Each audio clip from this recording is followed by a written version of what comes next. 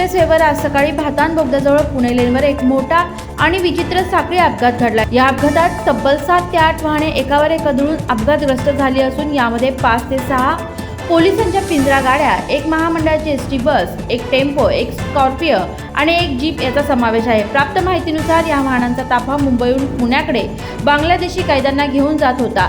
अपघात दरम्यान कोणताही कैदी जखमी झाला नसल्याचे स्पष्ट करण्यात आले आहे। मात्र अपघातात गाड्या चालवत असलेले 10 ते 12 पोलीस कर्मचारी जखमी झाले आहेत। सर्व जखमी पोलीस चालकांना तातडीने पनवेल येथील एमजीएम रुग्णालयात दाखल करण्यात आले आहे। अपघातामुळे पुणे लेनवर काही काळ वाहतूक ठप्प झाली होती।